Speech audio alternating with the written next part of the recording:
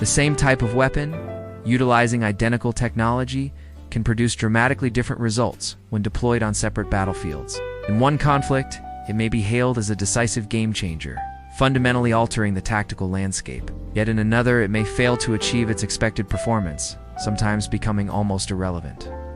This stark contrast raises a crucial question. What creates this divergence in effectiveness? To understand this, we must recognize that no weapon operates in a vacuum. Military hardware does not exist as an independent variable on the battlefield. Instead, each piece of equipment is an integrated component of a complex combat system.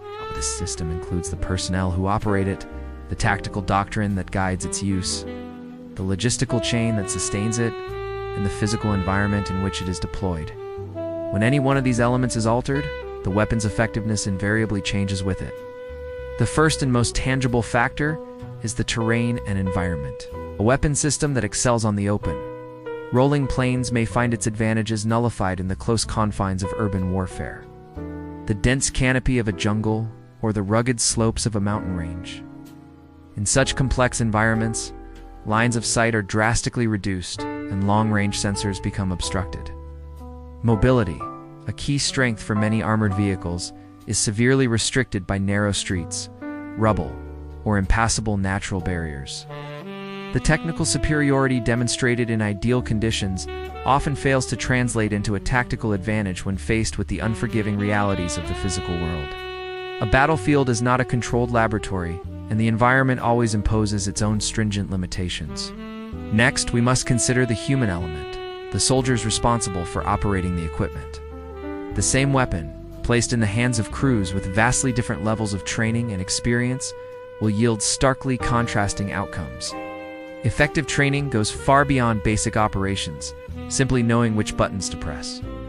It instills a deep understanding of the equipment's strengths, its inherent limitations, and, most importantly, to integrate its capabilities with other friendly forces in a coordinated manner. A well-trained and cohesive crew can exploit every ounce of their equipment's potential, improvising and adapting to unforeseen challenges. Conversely, even the most advanced weapon system will struggle to achieve its designed potential if operated by personnel lacking sufficient training, tactical discipline, and real-world experience. Equally important is the doctrine, or the combat philosophy, that dictates how a weapon is employed. Every piece of military hardware is designed with a specific tactical concept in mind. When utilized in accordance with its intended doctrines, supported by the right combination of reconnaissance, infantry, and air power, for example, its effectiveness is often undeniable.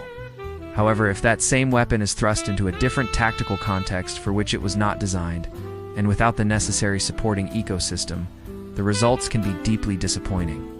The issue in such cases is not a failure of the technology itself, but a misalignment between the tool and its application within the broader operational picture. How a weapon is integrated into the fight is as critical as its technical specifications. Finally, there is the often overlooked but decisive factor of logistics and maintenance. This is the lifeblood of any modern military force, yet it rarely captures headlines.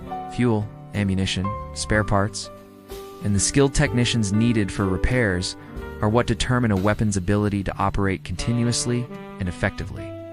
An armored brigade may possess overwhelming firepower, but without a steady supply of fuel and munitions, its tanks become static pillboxes. A sophisticated air defense system is formidable, but it is rendered useless once its missile stocks are depleted. Modern military equipment, with its complex electronics and mechanics, demands constant and meticulous logistical support. In the calculus of modern warfare, the ability to maintain is just as crucial as the ability to possess. In summary, when we examine the complete picture, it becomes clear that no weapon is absolutely powerful or fundamentally flawed. Its true effectiveness is a contingent outcome, dependent on a confluence of factors. These include the battlefield environment it operates in, the skill of the people who wield it, the doctrine that guides its use, and the logistical capacity that sustains it in the field. If any one of these pillars is weak or absent, the tremendous potential of advanced technology is unlikely to translate into a decisive, practical advantage on the ground. Therefore, when we evaluate a weapon system, The most important question is not simply how powerful is it on paper, but rather for which context is it best suited.